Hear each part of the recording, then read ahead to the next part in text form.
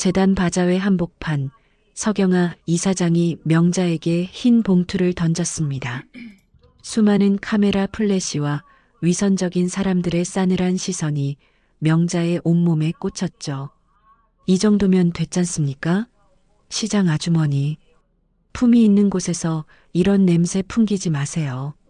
명자는 수치심에 온몸이 떨렸습니다. 그녀는 사람들 시선 아래 비틀거리며 무릎을 꿇었습니다. 당신들이 내 피를 돈으로 샀어요? 이 돈으로 내 딸의 이름을 지워요? 당신들 그때 왜 그랬냐는 말이에요. 변명도 못한 채 울분이 눈물로 폭발하며 그녀는 완전히 무너졌습니다. 하지만 그들은 몰랐습니다. 이 굴욕이 거대한 반전과 통쾌한 복수의 씨앗이었다는 것을요. 안녕하세요. 저는 한명자입니다. 이 동네 재래시장에서 반찬 가게를 운영한 지가 햇수로 벌써 40년이 다 되어가네요. 새벽 5시부터 하루를 시작하는 제 삶의 전부가 바로 이곳 명잔의 반찬이었습니다. 매일 아침 멸치를 볶아내는 구수한 냄새와 갓 짜낸 참기름의 고소한 향이 뒤섞인 이곳이 제 세상이었죠. 제 손끝에서 만들어지는 반찬처럼 제 인생도 정직하고 깔끔하기를 바랐거든요. 하지만 세상은 그렇게 단순하지 않더라고요. 가게 벽을 보면 아직 남편 강도윤 씨가 생전에 붓글씨로 써붙인 글귀가 걸려 있습니다. 정직은 밥처럼 매일 해야 한다. 남편은 정직하게 살았지만 그 정직이 만들어낸 세상은 저희 가족에게 비극을 남겼죠.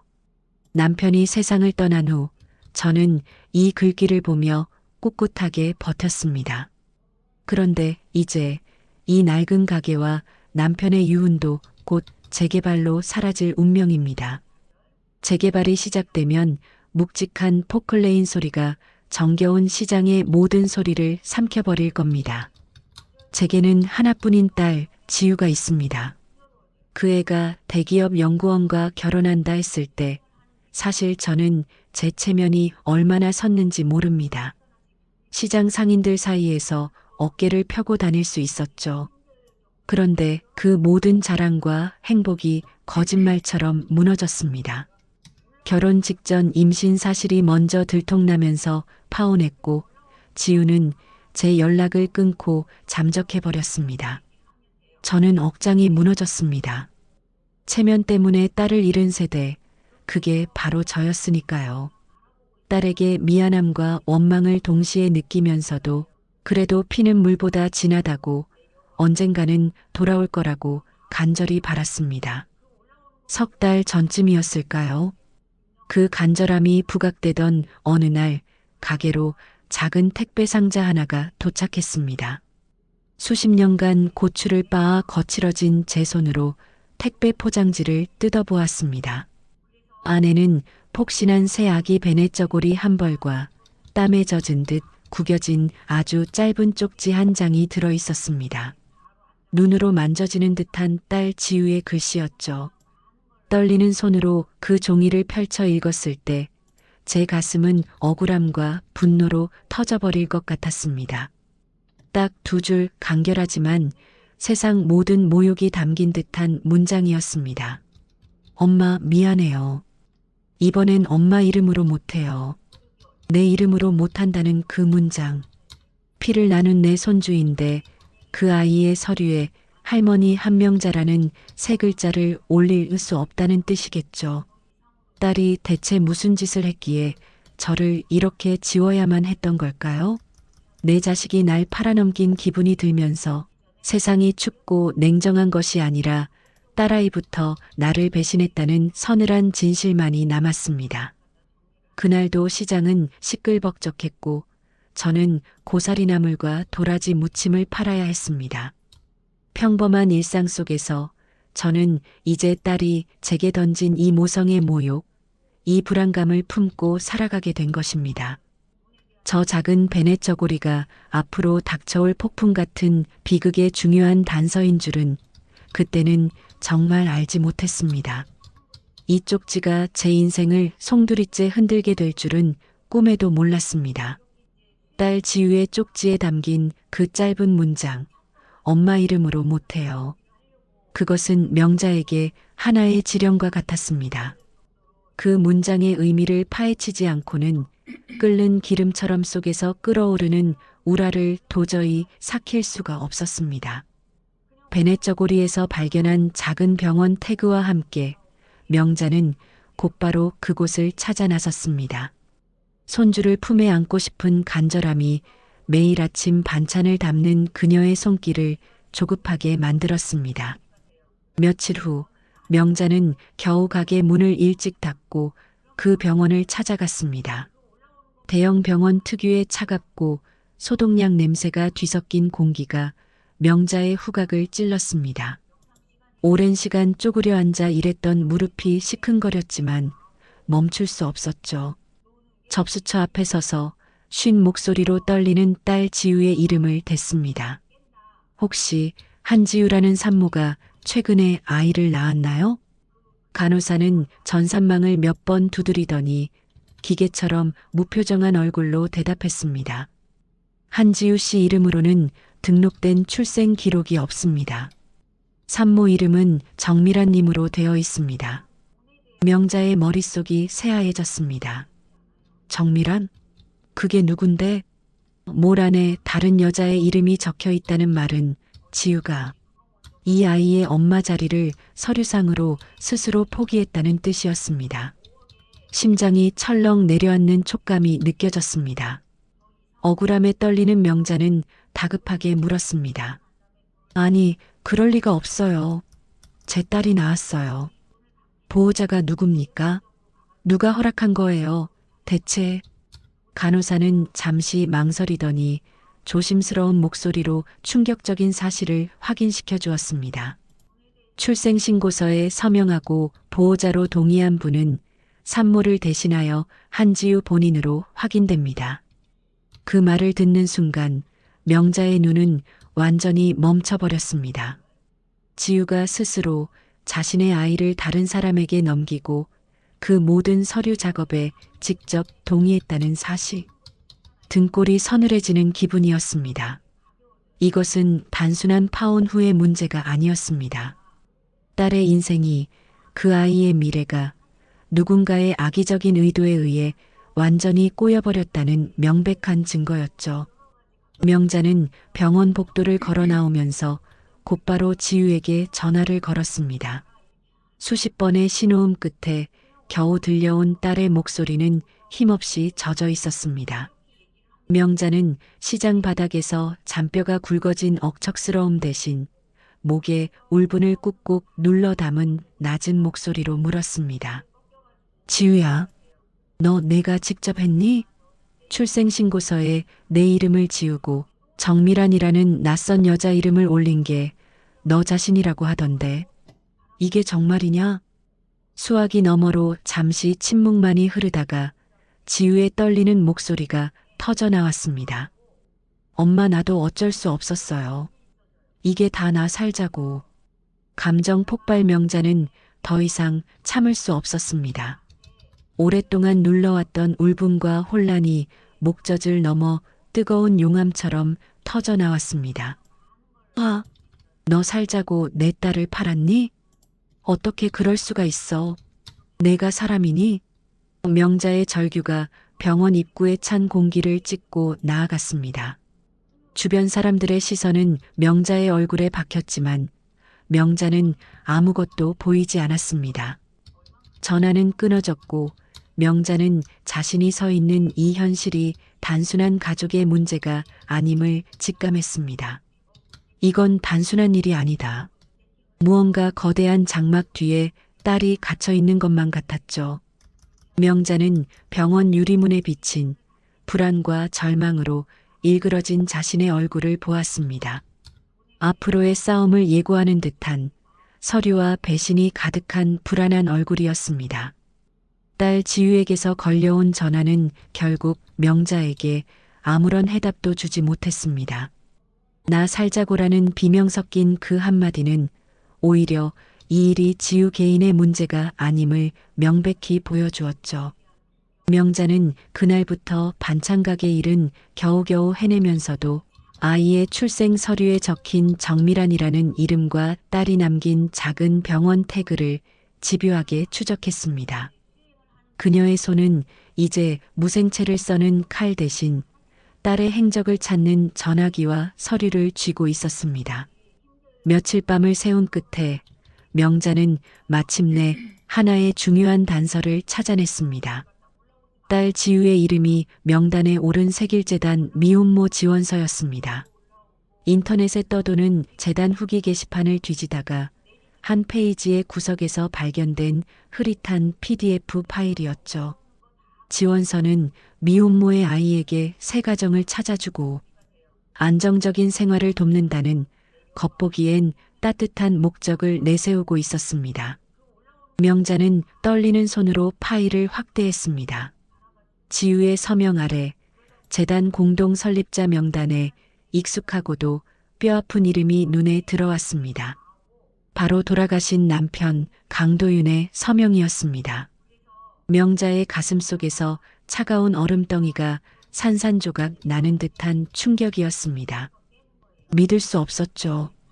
남편 강도윤 씨는 생전에 신기술을 개발하여 큰 돈을 벌었고 그 수입의 일부를 정직한 나눔이라며 사회 공헌에 힘썼었습니다. 특히 그는 기술력으로 소외된 이들을 돕는다는 신념으로 이 세길재단에 거액의 기술개발 보조금을 후원하며 입양형 복지 모델을 만드는 데 기여했었습니다.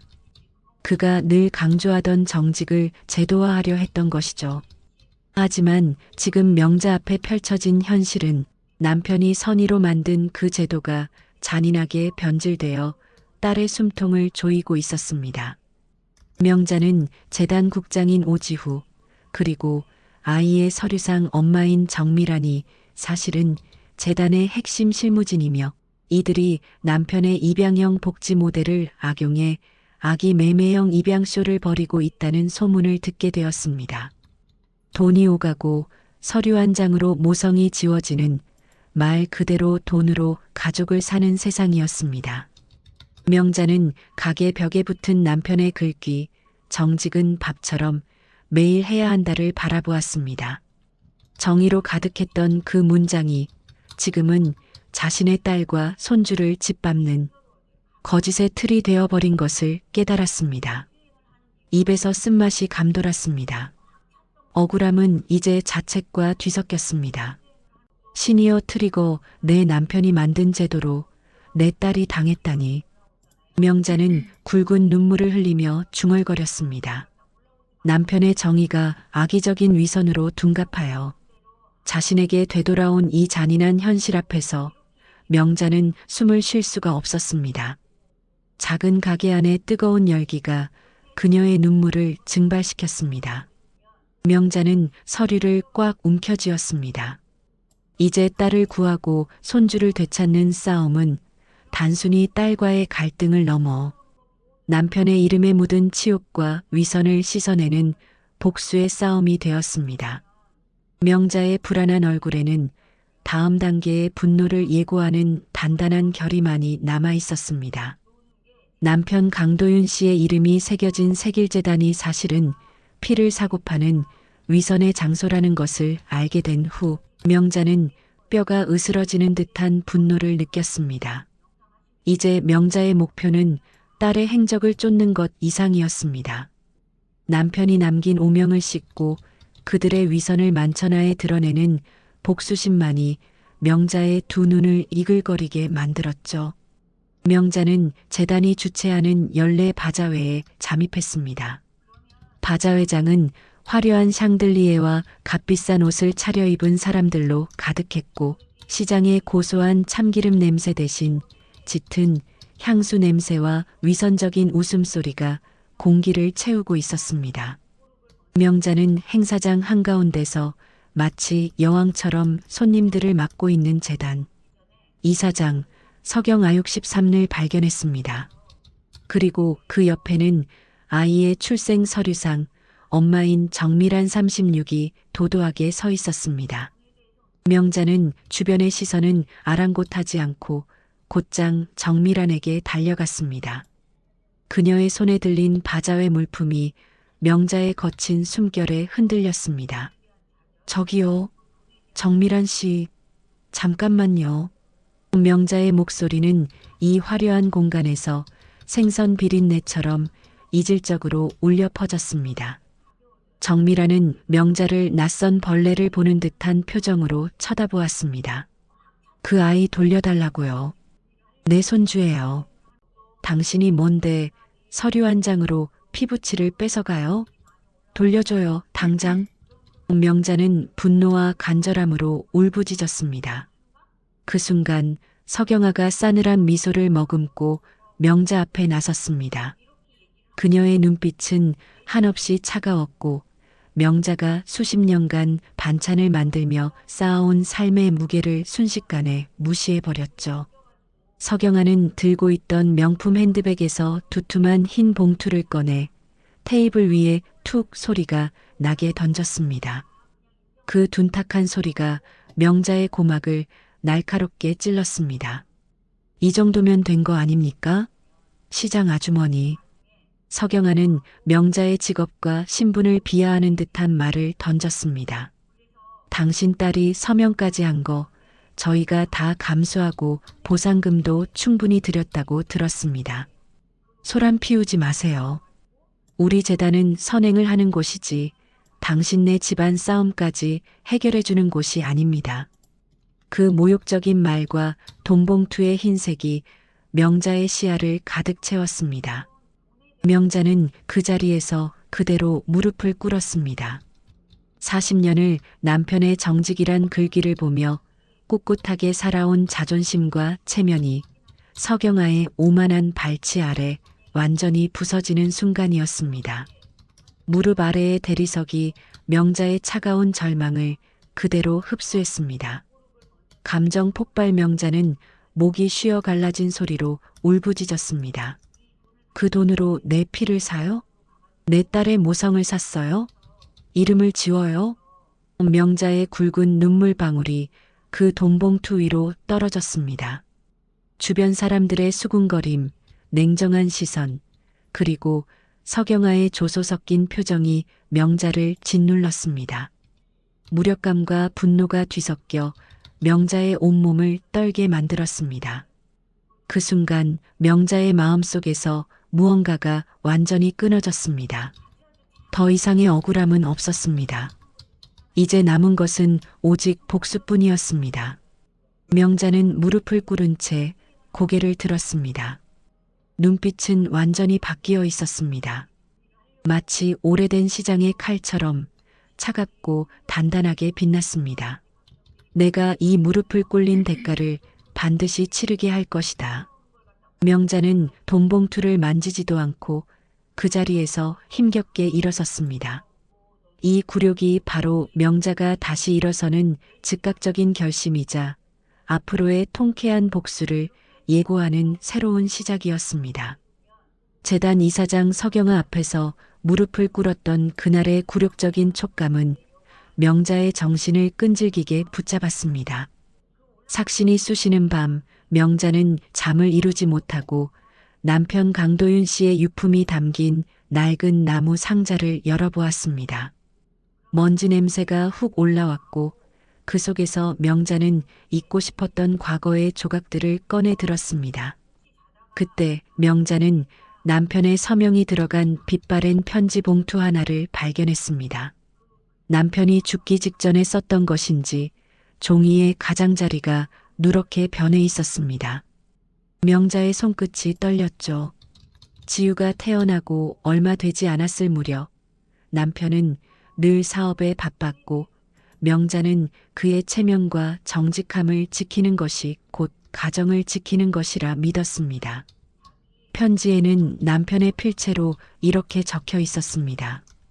명자 씨, 세상은 서리로 움직인다는 것을 내가 너무 늦게 알았습니다. 그래도 기억해요. 서리로 지울 수 없는 것이 있습니다. 사람은 피로 남고 사랑은 마음으로 남는다는 것을. 명자는 눈물을 닦으며 그 구절을 몇 번이고 되뇌었습니다.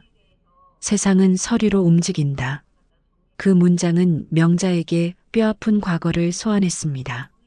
10수년 전 남편의 사업이 위기에 처했을 때 재단과 얽힌 복잡한 기술 개발 건에서 서류상으로 작은 부정이 발생했습니다.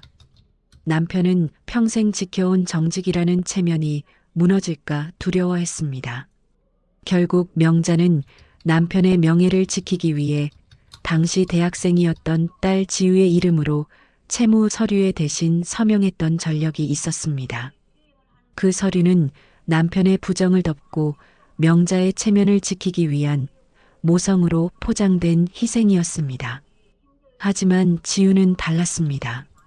지우는 우연히 그 채무 서류를 발견했고 어머니 명자가 늘 자기 체면만 지켰다고 오해하고 있었습니다. 명자가 아버지의 마지막 순간까지도 그 서류를 빌미로 아버지를 압박했다고 믿었던 것이죠. 그 오해가 모녀 사이에 깊은 감정에 골이되어 지우가 자신의 아이를 낳고도 엄마 이름으로 못한다며 서류상의 모성을 포기하게 만든 근원이었습니다. 명자는 이제야 비로소 깨달았습니다. 자신이 딸을 위해 체면을 지키려 했던 그 행동이 결국 딸에게는 배신으로 느껴졌다는 것을요. 뜨거운 후회가 밀려와 명자를 주저앉게 했습니다. 이 모든 비극이 남편의 그릇된 정의와 명자의 엇나간 모성에서 시작되었던 것입니다. 명자는 낡은 편지를 가슴에 품었습니다. 사람은 피로 남는다. 남편의 이 마지막 유언은 서류로 움직이는 잔인한 세상에 맞서 싸우라는 뒤늦은 가르침처럼 느껴졌습니다. 명자는 젖은 눈으로 다시 일어섰습니다. 이 교훈은 곧 명자님의 복수가 단순한 분풀이가 아닌 오해로 뒤틀린 가족의 가치를 바로 세우는 정의로운 희생으로 이어질 것임을 예고하는 강한 단서가 되었습니다. 명자는 바자회에서 돌아온 후 딸 지우에게서 온 유일한 단서인 낡은 아기 옷과 짧은 쪽지를 다시 들여다보았습니다. 이번엔 엄마 이름으로 못해요. 이 문장은 줄곧 명자님을 괴롭혔던 배신의 증거였지만 이제는 다르게 다가왔습니다. 그 모욕적인 무릎 꿇음 이후 명자는 딸의 행위가 단순한 이기심이 아닐 수도 있다는 희미한 직감을 갖게 되었습니다. 며칠 후 재단의 냉혈한 실무자인 오지후 국장의 약혼녀 정밀한 36에게서 뜻밖의 연락이 왔습니다. 세길재단 뒤편 카페 오후 3시 명자는 위험을 감수하고 약속 장소로 나갔습니다. 정미라는 명자를 보자마자 떨리는 목소리로 말했습니다. 그녀는 화려했던 바자회 때와 달리 초췌했고 명자가 앉았던 시장 반찬 가게의 냄새가 묻은 의자를 조심스레 만지는 듯 보였습니다. 지우 씨가 저한테 자료를 넘겼습니다. 재단의 비리 장부와 아이를 팔아 이익을 챙긴 목록입니다. 정미라는 작은 USB를 명자 앞에 밀었습니다. 명자는 눈이 크게 흔들렸습니다. 무슨 소리를 하는 거예요?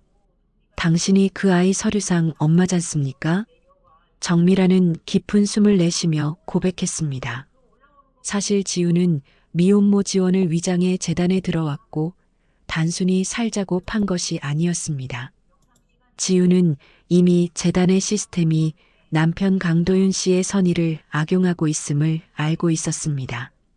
그녀는 이 재단의 시스템을 내부에서 무너뜨리기 위해 아이의 존재를 인질로 잡는 극단적인 방법을 선택했던 것입니다. 지우 씨는 재단 내부 자료를 빼돌리기 위해 국장님의 눈을 피하기 위해 스스로 위탁모 동의서를 작성했습니다. 그 서류에는 아무도 모르게 숨겨진 조항이 있었습니다. 바로 친모가 재확인되어 재단의 명예에 중대한 영향을 미칠 시 서류는 즉시 무효가 된다는 조항이었죠. 명자의 머릿속에 번개가 치는 듯 했습니다. 딸이 준 쪽지, 이번엔 엄마 이름으로 못해요는 사실 엄마의 체면이 아닌 엄마의 이름 모성 그 자체로 나를 구원해 달라는 간절한 신호였던 것입니다. 명자는 그제야 자신이 겪었던 굴욕과 모욕, 석영아에게 무릎 꿇었던 그 순간이 사실은 딸이 의도한 엄마를 끌어내기 위한 위장 희생이었음을 깨달았습니다. 신이여 감정 반전버림이 아니라 되찾음이었다니. 명자의 입술이 떨렸습니다. 딸의 배신처럼 보였던 행동이 가장 깊고 지독한 모성애의 표현이었던 것입니다. 지우는 어머니가 과거 아버지의 부정을 덮기 위해 딸의 이름으로 채무 서류에 서명했던 파트 5 그 아픔을 역이용하여 이제 어머니의 모성 본능을 자극하고 그 체면을 무너뜨려 스스로 재단과의 싸움에 나서게 한 것입니다. 정밀하는 덧붙였습니다. 이사장 석영아님은 지우 씨를 완전히 무시했어요. 시장 아줌마의 딸이라며. 지우 씨는 석영아 이사장이 가장 무서워하는 것이 사회적 층위 반전이라고 했습니다. 시장 아주머니의 분노가 시스템을 무너뜨리는 것, 그 위선이 노출되는 것을 가장 두려워한다고 했습니다. 명자는 USB를 꽉 움켜쥐었습니다. 판세는 완전히 뒤집혔습니다. 증거와 딸의 희생이라는 강력한 무기를 얻은 것입니다. 명자의 눈은 더 이상 슬픔이나 억울함에 젖어 있지 않았습니다. 오직 석영아 이사장의 무너지는 표정을 예고하는 통쾌한 결의만이 가득했습니다. 하지만 명자는 알고 있었습니다. 재단은 결코 이대로 무너지지 않을 것이고 최종적인 복수에는 더 큰 희생이 필요하다는 것을요. 명자가 남편 강도윤의 육성과 딸 지우의 절규가 담긴 영상을 단상 위에서 재생했을 때 기자회견장은 순식간에 격렬한 분노와 혼란의 도가니로 변했습니다. 수많은 카메라 플래시가 터져 시야를 완전히 마비시켰고 석영아 이사장의 위선적인 표정은 공포와 경악으로 산산조각 났습니다.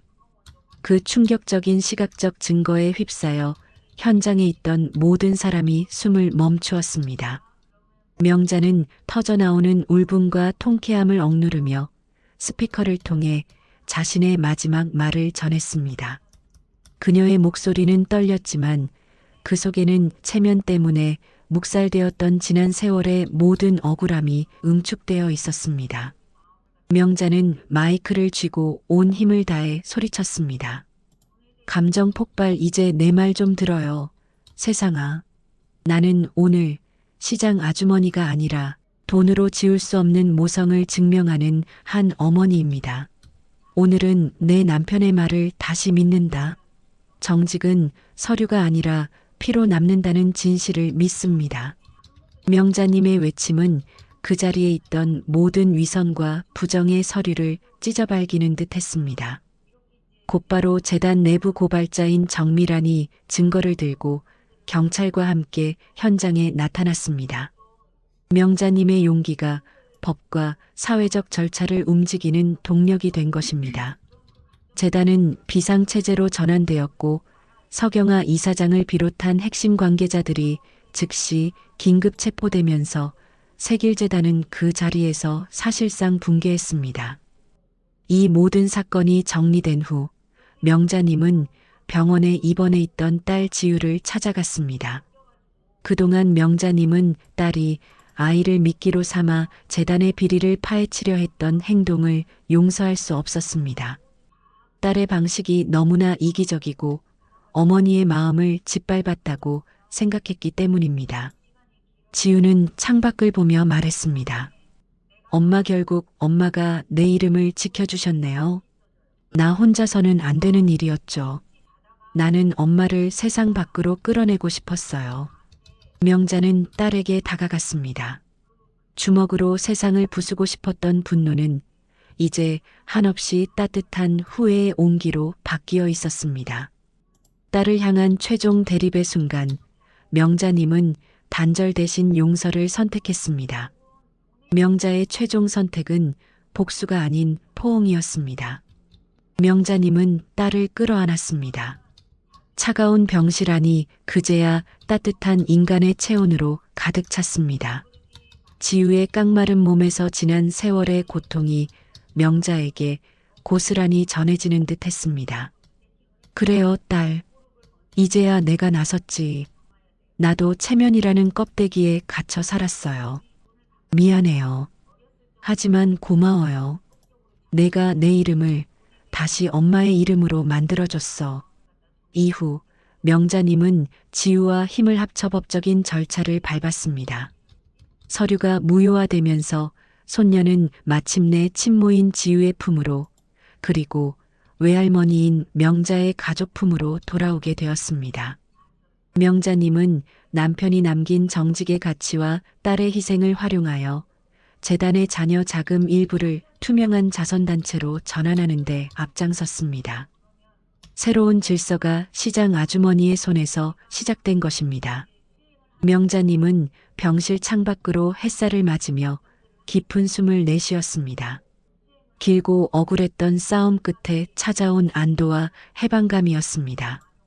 이제 서류가 아닌 피와 사랑으로 다시 써내려갈 가족의 새로운 이야기가 시작될 것입니다.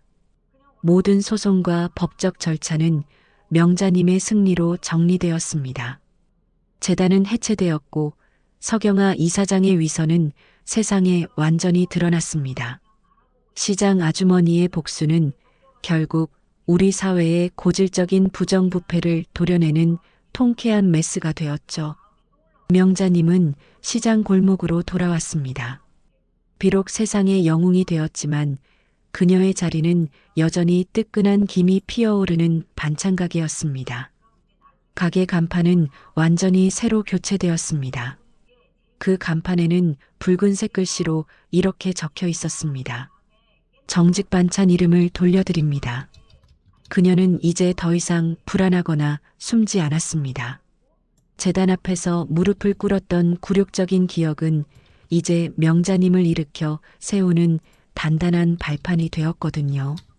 푹 삭힌 깻잎 장아찌 냄새를 맡으며 명자님은 그 냄새 속에 섞인 자신의 고난과 승리의 시간을 음미했습니다. 딸 지우와 손녀는 명자님의 작은 집에서 함께 살기 시작했습니다. 지우는 예전처럼 차갑게 벽을 쌓지 않았습니다. 그녀의 눈빛은 어머니를 향한 헌신과 감사로 가득 차 있었습니다. 모녀는 함께 손녀의 출생신고를 다시 하러 갔습니다. 차가운 종이 한 장에 이름을 다시 쓰는 그 순간, 지우는 지난 시간이 떠올라 울컥했습니다. 명자는 그저 묵묵히 딸의 어깨를 감싸주었습니다. 성숙해진 태도였습니다. 딸 지우의 대사 엄마, 이제 이 아이는 서리로도 피로도 엄마의 핏줄이 되었네요. 고맙습니다, 어머니. 명자님은 손녀의 작은 손을 잡고 따스한 촉각을 느꼈습니다. 그 작은 손의 온기가 그녀가 잃었던 모든 것을 되찾았음을 증명해 주었습니다. 명자님은 환하게 웃으며 말했습니다. 그래요, 딸. 너도 나도 체면 때문에 중요한 것을 놓치고 살았지. 하지만 이제 알았어요. 서류는 때때로 사람의 진심을 가리지만 사랑은 결국 그 서류를 찢어발긴다는 것을요. 우리가 서로를 놓지 않았으니 이 아이의 이름은 절대 지워지지 않아요. 그날 저녁 세 모녀는 시장에서 사온 싱싱한 생선을 구워 함께 저녁 식사를 했습니다. 잘 지어진 쌀밥에서 느껴지는 구수한 후각과 미각이 명자님의 마음을 편안하게 했습니다. 식탁 위로 따뜻한 온기가 감돌았고 지우는 조용히 밥을 먹는 어머니의 모습을 바라보며 안도감을 느꼈습니다. 최종 나레이션. 세상은 여전히 돈과 서류가 중요하다고 말할지 모릅니다. 하지만 우리 같은 시니어 세대가 남긴 교훈은 결국 그 차가운 서류한 장보다 따뜻한 밥 한 끼의 정이 피보다 진하다는 것입니다. 명자님은 손녀의 작은 이마에 입을 맞추었습니다. 오늘 그들은 비로소 진정한 이름을 되찾았습니다. 명자 아주머니는 모든 것을 잃을 뻔한 위기 속에서 돈과 체면보다 소중한 것, 바로 딸의 진심과 손녀의 이름을 되찾았습니다. 하지만 서류가 아닌 피로 다시 쓴 이들의 앞날은 아직 예측할 수 없습니다. 위선으로 쌓아 올린 재단의 그림자가 과연 완전히 사라졌을까요? 이들의 이야기는 과연 진정한 해피엔딩을 맞이할 수 있을까요? 여러분이라면 자신의 삶을 파괴했던 이 거대한 시스템을 과연 용서하시겠습니까? 시청자님의 깊은 울림을 댓글로 나눠주세요.